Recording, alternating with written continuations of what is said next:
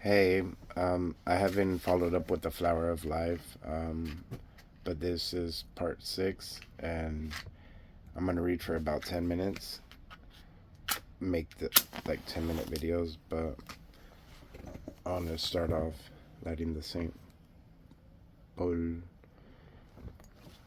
the Saint Paul.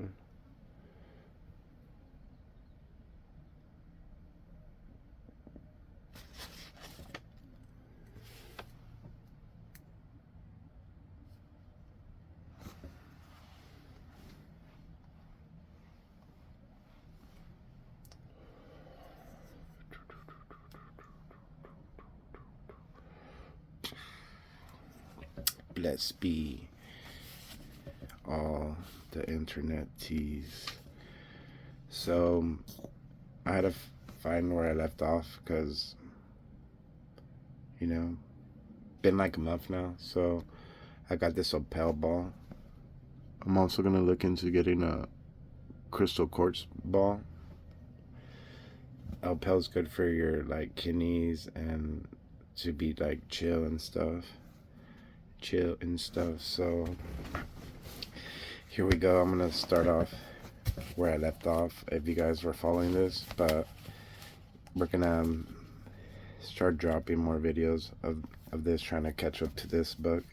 Here we go.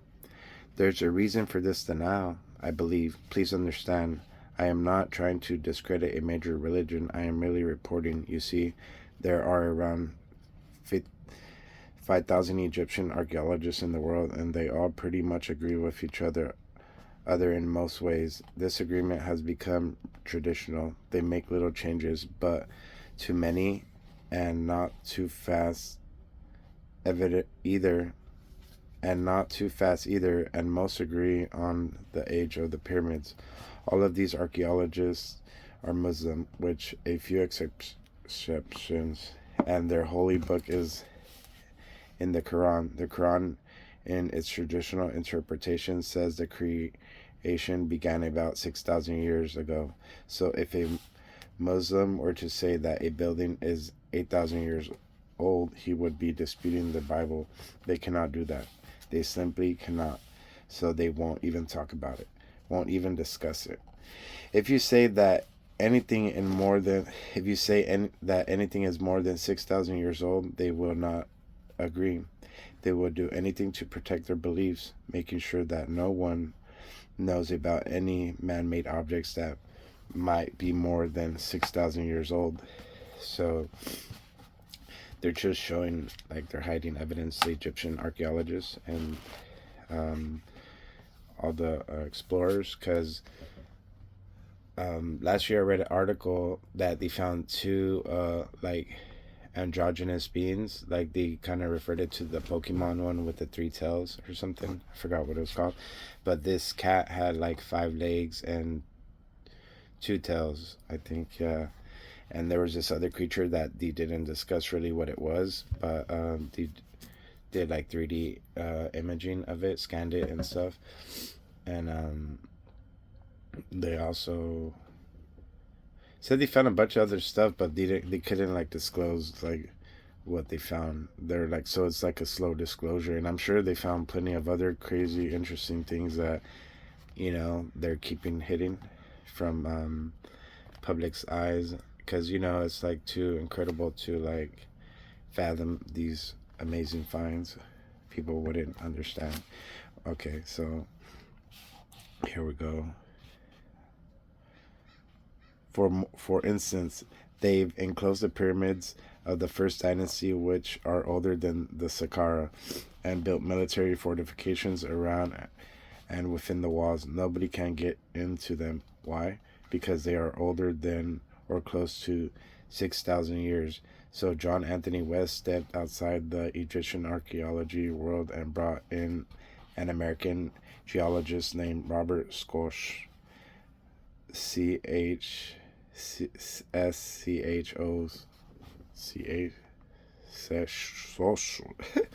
I don't know, sorry. Who did a computer analysis that gave a totally different scientific point of view. Lo and behold, beyond any doubt at all, the Sphinx does have water wear patterns, and in a desert that's at least 7,000 years old, it puts it well over the age of 6,000 years. See, so they're saying it's more than at least 7,000, but yeah, it's the numbers don't add up still. On top of that, computers have calculated it would take a minimum of 1,000 years of continuous terrain rains dumped on the Sphinx nonstop for 24 hours a day to cause that kind of wear. This means the Sphinx has to be at least 8,000 years old minimum, because it's not likely that it bucketed rain nonstop for 1,000 years. They figured that it's got to be at least 10,000 to 50,000 years old, maybe a lot older, when this evidence gets around. Sorry, I was smoking weed and I felt a little drowsy. Give me a second. Okay, we're back. Gets out to the world. It will be one of the most powerful revelations in this planet in a very, very long time. It's going to have a bigger effect on the world's view of itself than probably any other discovery. This evidence has not entered the schools or general knowledge yet, though it has gone all around the planet. It has been looked at and checked out and thought about and argued over, and in the end, most scientists have agreed that it cannot be doubted. See, so they all know, but they're not teaching this and even all these things I learned now, like half the things I was, going through school, like they never got deep into like all these geometry and like how the pyramids produce energy. I think if they were to teach these growing up, like knowing the truth, like people would be way smarter. Everybody would be like way ahead of the game. But so here we go. So the age of the Sphinx has now been put back to at least 10,000 years, maybe 5,000 or a lot more. And it's already changing the entire worldview of the people on the cutting edge of archaeology. You see, judging by everything we presently think we know, the oldest civilization people in the world were the Sumerians, and they go back approximately 3,800 BC. Before that, conventional knowledge says there was nothing but hairy barbarians, no civilizations at all anywhere on the whole planet. But now we have hairy barbarians. So I can get you with my club. So see, but in the Atlanteans, the Green Emerald tablets, Thoth, like if you hear him in the beginning, I am Thoth, the Atlantean, master of mysteries, keeper of secrets. Shoot fly, don't bother me. So, but he goes on and he says when they fled, when Undal, the city Atlanteans went underwater, it submerged, that they went to different parts of the world, and some went to where the hairy barbarians were. So there was already like people on this planet. So like they came obviously from another constellation to this planet to the seed of life. So they did their thing. But now we have something man-made and civilized that's 10,000 to 5,000 years old. That changes everything. In the past, when something new like this is discovered that has a major influence on the viewpoint of the world, it takes about 100 years for it to get to people, for the average person to say, oh yes, that is true. But this time it'll happen a lot quicker because of television, computers, the internet, and the ways things are today. Now scientific circles, for the first time ever, are actually beginning to look at the words of Plato in a new light, when he talked about another culture, another continent from a dim past called Atlantis. See? And if you don't know Atlantis, I mean, you hear that story. I mean, I did growing up. I was like everywhere. That's what all I heard. Like, and I was just like a little kid, and then I heard the Edgar Casey when I was like, yeah, like 7 or like 8, and I was like, what? But all these things, um,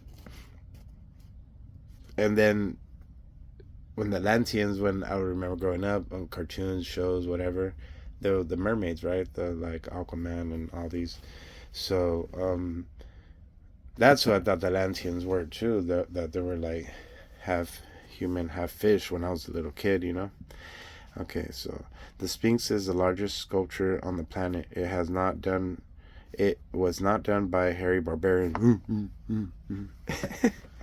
but a very sophisticated culture, and it was not done by anybody we know here on Earth. From a scientific point of view, this is the first solid evidence to be accepted about the true age of the civilization. There has been lots of other evidence, but people just keep putting it under the table. This information on the Sphinx has made a crack in our worldview. This took place about 1990, and the crack is now widening.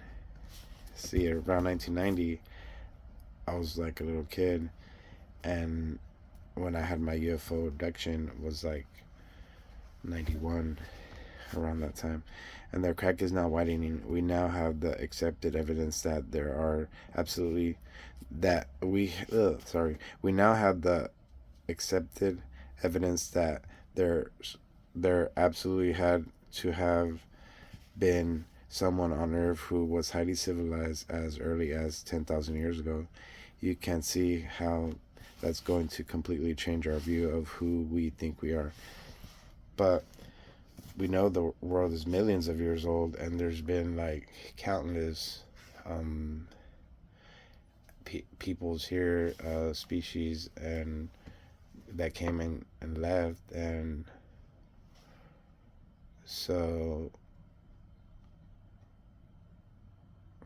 I think when the world first started, like Pangea, when it was like Pangea, it was just one landmass, right? So like if you look back, if you put the world back together, Egypt was like the center, kind of, and then all the other tribes, and like it's like a game, like if you're looking at it like 2D, so it's like a game, like a Sims, and they're building to do, and they're using like all the animals in that area, right? So they can use our animals to move the rocks and pull the things that domesticated animals, I think. And that's when like everything existed, like all these different kingdoms, and I think like in the ocean, like say Pangea was here, right? And then the ocean was like over there, like wherever it was. It could have been the east, the west, mm, the south, the north. But so say like that's where the Atlanteans were, like when you could say, I don't know, who knows, but that's just the one thing I keep thinking, like what about if it was like that, like it was Pangea, and then the water aquatic beings in Atlantis that lived in the ocean, you know, land and water. I don't know. So Edgar Casey, yeah, Edgar Casey, like sure a lot of people have heard of him, but I heard about him when I was a kid watching like a show about all these things. But it's just a show, I can't even remember what it was. But I find it extremely interesting that the Sphinx is causing this change, especially in a view of what the ARE, Association for Research and Enlightenment, has been saying. The ARE, a foundation based on teachings of the sleeping prophet Edgar Casey, says the Sphinx contains the opening to the Hall of Records. The Hall of Records is an alleged underground chamber containing physical proof of superior ancient civilizations on Earth. See, this is so weird because I must have heard this story when I was a kid, but time passed, and then in 2010, but yeah, I was watching just the basic cable channels of all these things, and I don't know. It was like all these information. It was just in my mind, just like formulated this thing, and this dream that I had, like where I had an astral projection where I went in the Sphinx Paw. It was the left. It was the left. Like when we came in the dream, and we went in through the Sphinx's paw, and we are being guided by the Egyptian,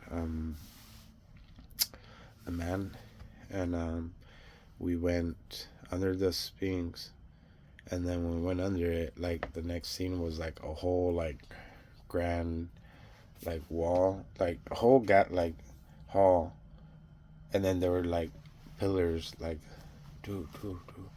And then I could see like some other like light and ramps going down, but then I woke up and I was like, what the hell? And I had these dreams back to back, but and then I read this book in 2010, like when all this dream, it happened in the beginning of 2010 when I had that dream, and when I read this book, it was like the end of 2010, and I came across this book by by um by the patterns. You know, there's patterns in life, and sometimes you gotta like see them. So yeah, it was crazy. It was very mind blowing. So Casey is very interesting prophet. He made about 14,000 predictions. Yeah, it seemed he's very interesting. And when I was hearing that story as a kid, I was like, why he had to die? Like I was like, couldn't he done it like awake or like not sleeping? Well, people have it sleeping, but he died also because he started doing well. He got sick because he was doing like personal readings, and like I guess it took too much energy, and I was all like, yeah, very interesting. So, um, very interesting in his lifetime, and by 1970, 12,000 of those predictions had come true, and 2,000 were still in the future. And all those predictions, he made only one tiny mistake out of 12,000 predictions. That's incredible. You can almost forgive him for that one mistake. He received a letter from a man in France asking for a health reading, but Casey mistakenly gave a reading on the Inquirer's twin brother. That was his only mistake. Every other thing came exactly as Casey had predicted up until 1972. However, after 1972, mistakes began to happen, and I'll explain why at the right time.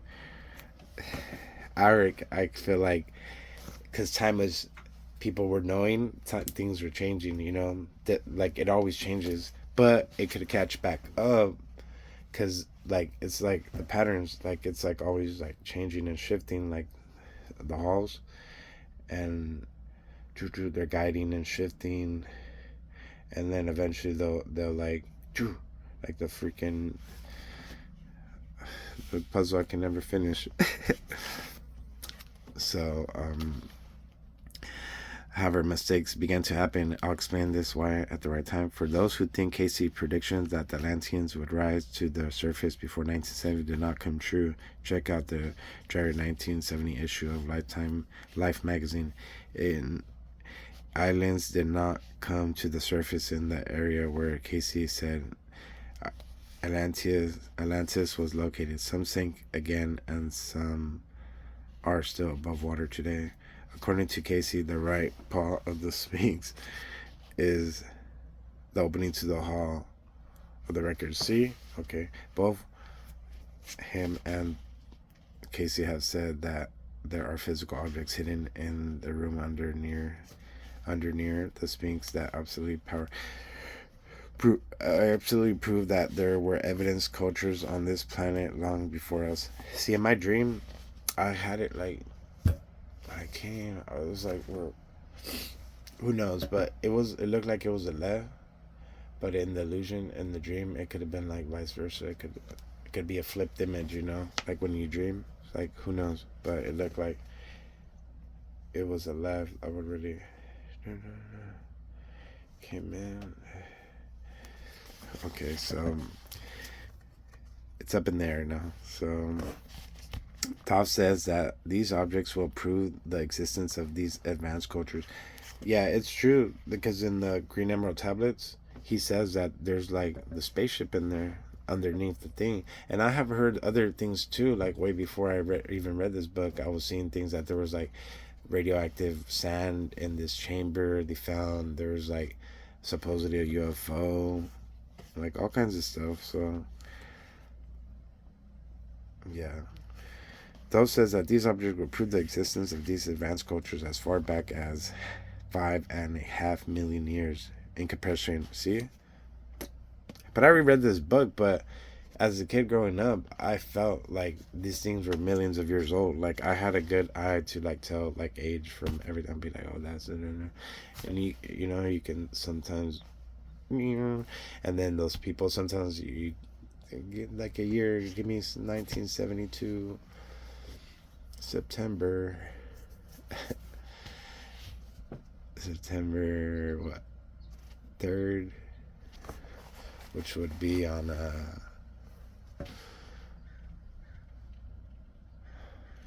Tuesday.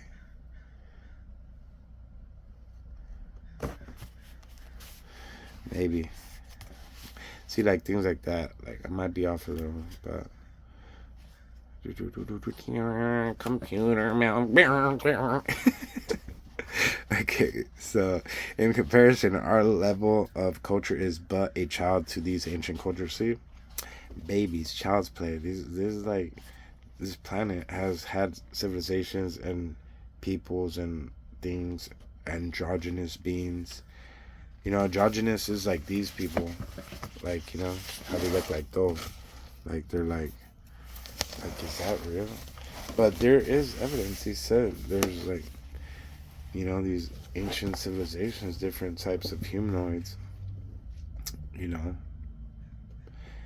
what could be the better person than a hybrid human bird, man, or anything? There's like different varieties. In India, they have like a lot of avatar creations and peoples and so on. Okay, in fact, according to Thoth, civilizations on this planet actually extend back to 5 million years, and our very first culture originally came from the stars. See? Just like dreams I had, like dreams. And then this book too will help you meditate and see the future. Like when I read this book 10 years ago, I like astral projected like super into the future, and that's why I want to read this book again and get the second one. And actually, I think there's a third one, and I didn't finish the second one. I left off like halfway, so I need to finish this. I'm like 30 years late, like 40. But something colossal happened 5.5 million years ago, and that affected the Akashic records. I cannot understand how that could even take place because of what I understand the Akashic records to be, according to what I know. Anything that occurs forever in vibrational form. So I don't understand how the Akashic records can be destroyed, yet I'm told this is true. Maybe they were deleted. Maybe it's like the cloud. Maybe they hacked it, and then everything's in the cloud, and then they just like deleted the files. But it should still be there because they say like everything's still there unless it's deleted. And that's why people can't figure out what's going on, because the truth was deleted from the computer, the mainframe, and they're trying to go back in the simulation and so they're like, "Did you hack the code? Give me the damn code! Give me the code! Give me the code!" Okay. I think I'm gonna read one more page. Okay, introducing Thoth. Who is Thoth? What you're seeing is this. What you're seeing in this illustration, figure 1 through 10, is an Egyptian hieroglyph. Everything in the picture is hieroglyph, not just the image at the top. Hieroglyph means holy writing. These hieroglyphs are drawn on papyrus, which was supposedly the first paper in the world. The person depicted here is is a man named Thoth, pronounced with a long O. Some people say Thoth, but he pronounced it as Thoth. The hieroglyph shows his head as an ambitious ibis, a bird. So whenever you see this man with wide shoulders and a strange-looking bird head, it's a hieroglyph depicting this particular being, Thoth. He's told he's holding papyrus reeds because he was a person who introducing writing to the world. The introduction of writing was profoundly important event, probably the most influential act that has ever occurred on this planet in the cycle. It made more changes in our evolution and consciousness than any other single act in our own history. Crazy. So yeah, give me a second. So writing is very important because that's how they created spelling, casting spells. So this is both of them. There's a bird. Maybe he's like, maybe the bird became like a man, or something, Like birds are very smart. Who knows, Who knows? Dove is also holding in his left hand something called the Ankh, which is a symbol for eternal life. The Ankh is an extremely scientific symbol in this work, just as it was one of the primeval symbols in Egyptian times. There is an electromagnetic energy field surrounding our bodies shaped like the Ankh, the remembrance of it. According to the Egyptian point of view, in the beginning of are returning home to the eternal life and the true freedom. So the Ankh is a primary key. So if you guys ever heard of Saint Germain, the discourses, I heard of him like last year or 2 years ago or something, but I never knew like he had so much like things like this. I guess they're called channelings, communicating. Excuse me, and he talks about this ringer belt and protecting you, like it's impenetrable when you say the I am almighty statements, God within me. So, and I still gotta like write all those affirmations down. That's like a whole 9 hours long, and there's like hundreds of affirmations and for different things, and I'm gonna have to go through it. Like I've been hearing them like when I go to sleep, when I wake up, like all throughout the day, but because it's very interesting, and because like he kind of like talks like Dove, like, but he's not Dove, So, but I think the people that like were like knowing the knowledge, finding out the truth. So, and these ringer belts of magnetic force can keep you like eternally young forever. When you do the meditation, the the ahs, all that, and different things and techniques.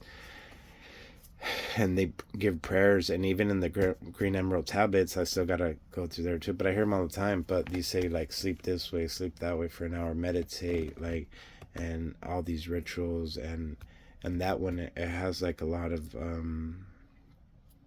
information too, very very informational. So here we go. All these things are in an introduction. I'll be skipping all over the place, talking about many different subjects.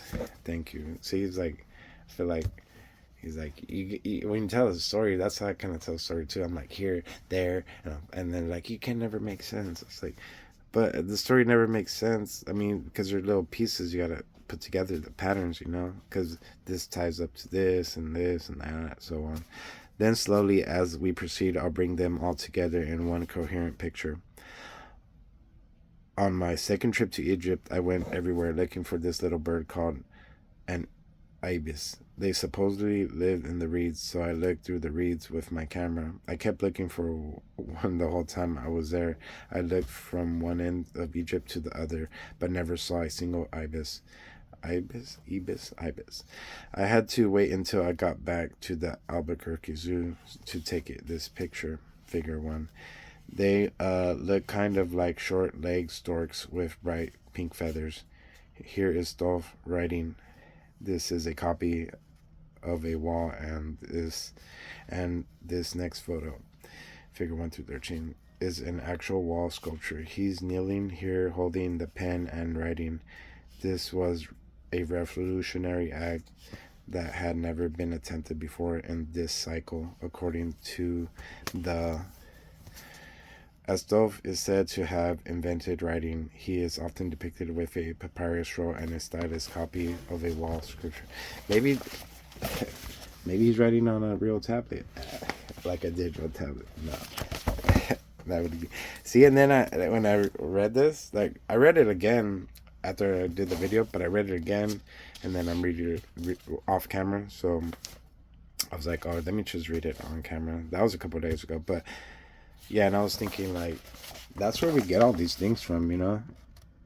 Like, all these things were, like, already, like, known, you know? Like, let me get it. And so on, you know? So that stuff. Oh, and that's the bird. I think I already showed you. So, I'm going to have to end this video. Well, let me just finish the last sentence.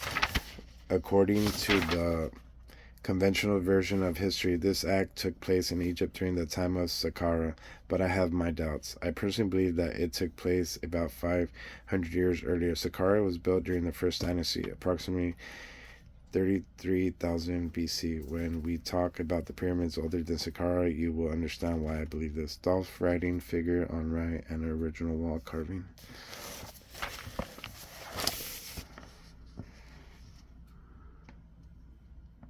You got the stylus. So I'm gonna have to end there. My story, Berkeley beginning. That'll be dropping out of Canada. Okay, so thank you guys for tuning in to the ancient secret of the flower of life.